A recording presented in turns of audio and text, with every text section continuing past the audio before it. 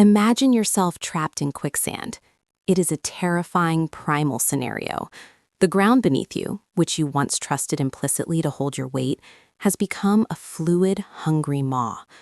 Your instinct, honed by millions of years of evolution, screams at you to fight. It commands you to thrash, to scramble, to claw your way out of the abyss. But the laws of physics in this specific environment are cruel. The more you struggle, the faster you sink.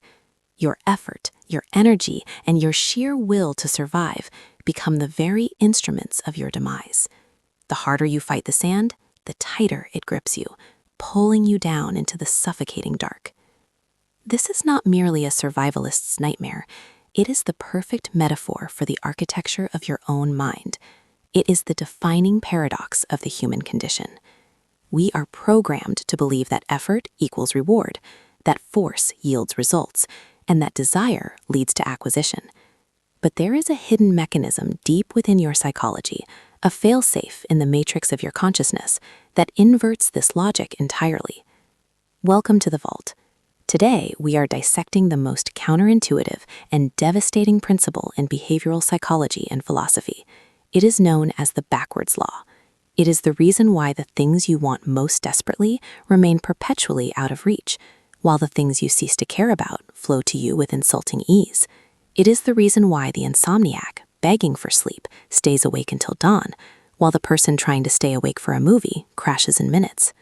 It is the psychological reality that your conscious desire for a positive experience is in itself a negative experience. Conversely, the acceptance of a negative experience is a positive experience. This is the knot we must untie. We are going to peel back the layers of your ambition, your anxiety, and your relentless pursuit of happiness to reveal how your own mind is actively sabotaging your success. To understand this sabotage, we must first descend into the history of the concept. While modern psychology has slapped new labels on it, ironis process theory, paradoxical intention, counterwill, the root of this understanding goes back thousands of years.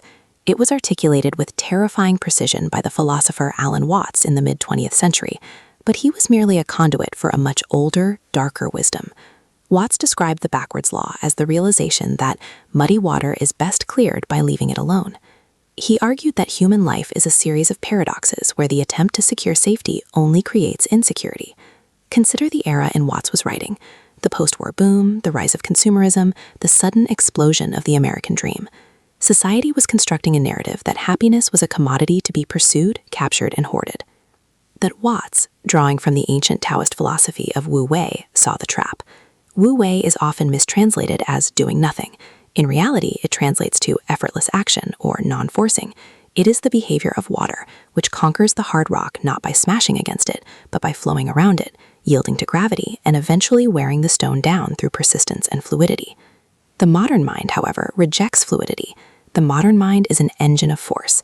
We are taught to set goals, visualize outcomes, and grind until we bleed. We treat our lives like a construction project, something to be hammered into shape. And this is where the sabotage begins. When you try to stay on the surface of the water, you sink. But when you try to sink, you float. This insecurity Watts spoke of is born from the trying.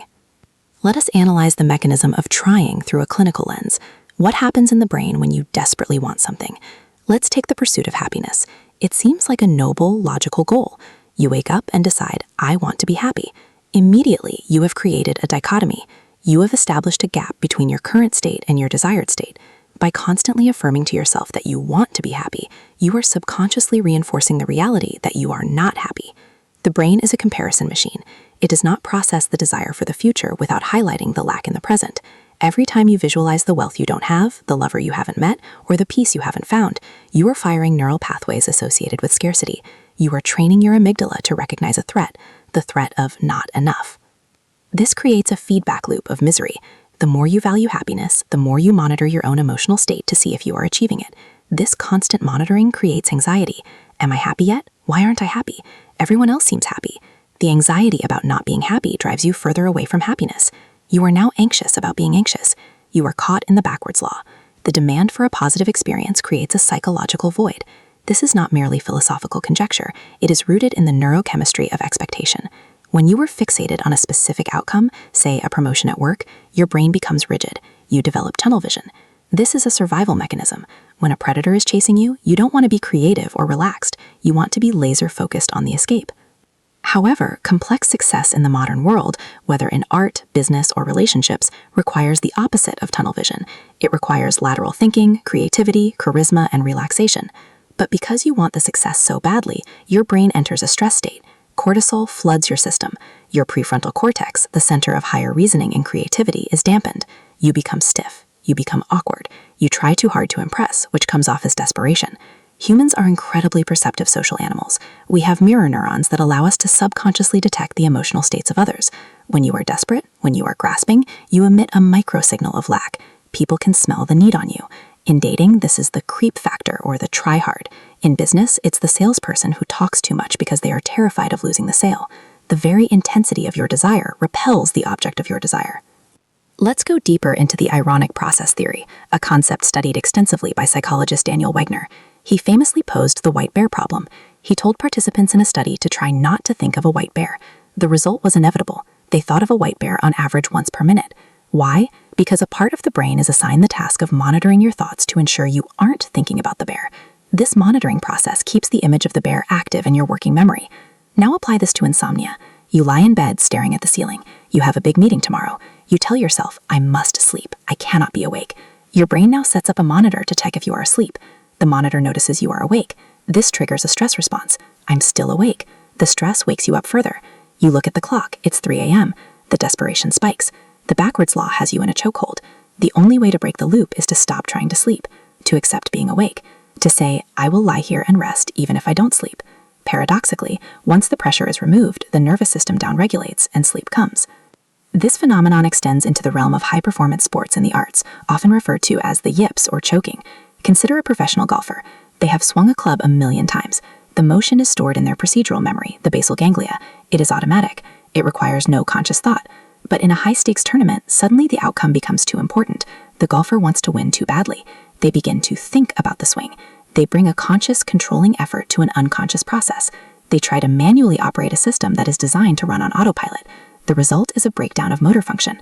The swing is jerky, stiff, and inaccurate. They choke, not because they didn't care enough, but because they cared too much. They violated the law of reversed effort. The desire for perfection created the imperfection. We must also examine the cultural pathology that feeds this mental sabotage. We live in a society that fetishizes the grind. We are bombarded with images of people who claim to have willed their way to the top. But if you look closely at the biographies of the truly great, the innovators, the artists, the tycoons, you often find a different story. You find periods of intense work, yes, but you also find a distinct element of play, of curiosity, and of detachment. They were often obsessed with the process, not the outcome. A scientist who is desperate for a Nobel Prize will likely fudge data or rush experiments, blinding themselves to the truth. A scientist who is simply fascinated by the mystery of the cell will work tirelessly, not out of a desperate need for validation, but out of a flow state. The flow state is the antithesis of the backwards law. In flow, the self disappears. There is no I trying to do it. There is just the doing. The dancer becomes the dance. Aldous Huxley, the author of Brave New World, was a proponent of this concept. He wrote about the law of reversed effort in the context of skill acquisition. He noted that the harder we try with the conscious will to do something that cannot be done with the conscious will, the less we succeed. Proficiency and the results of proficiency come only to those who have learned the paradoxical art of doing and not doing, or combining relaxation with activity. Think about learning to ride a bicycle. As long as you are terrified of falling, as long as you are gripping the handlebars with white knuckles and trying to force the balance, you wobble and fall. The moment you relax, look ahead, and stop trying to control the balance, the physics of the bike takes over and you glide. You have to trust the machine. In life, you have to trust the subconscious. But trust is terrifying to the ego. The ego is the part of you that wants to control. It is the voice that says, if I don't worry about this, it will fall apart. The ego believes that anxiety is a form of work. It believes that by ruminating on a problem, you are solving it. This is a lie. Ruminating is just the gears of the mind grinding against each other, generating heat but no motion. The backwards law dictates that the more you try to control the uncontrollable, the more out of control you feel. We see this in the micromanaging boss who destroys his team's productivity by trying to ensure productivity. We see it in the jealous partner who creates infidelity by constantly accusing their spouse of it, eventually driving them away with the suffocation of mistrust. Let us navigate into the darker waters of existential psychology. Viktor Frankl, a psychiatrist and Holocaust survivor, spoke of hyperintention. He observed that when patients fixated excessively on a specific goal, specifically sexual potency or the ability to experience pleasure, they became impotent and anhedonic. He treated patients who couldn't enjoy life because they were trying so hard to experience enjoyment out of every moment. They were spectators of their own lives, critiquing their performance of living rather than actually living. Franklin's solution was de-reflection, shifting the focus away from the self and towards a meaning outside of oneself. By ignoring the desire for pleasure and focusing on a task or another person, pleasure would ensue as a byproduct. This concept of the byproduct is critical. Success, happiness, sleep, love, influence, these are all byproducts. They are the side effects of other actions. They cannot be targeted directly. You cannot aim at the target of being cool. If you aim to be cool, you are by definition uncool. Coolness is a byproduct of authenticity and not caring what others think. You cannot aim at being a leader. Leadership is a byproduct of competence and service. When you make the byproduct the target, you distort the entire system. You become a hollow shell, mimicking the aesthetics of success without the substance. Now, consider the role of attachment in this sabotage. In Buddhist philosophy, attachment is the root of suffering, but in the context of the backwards law, attachment is the root of failure. When you are attached to a specific outcome, you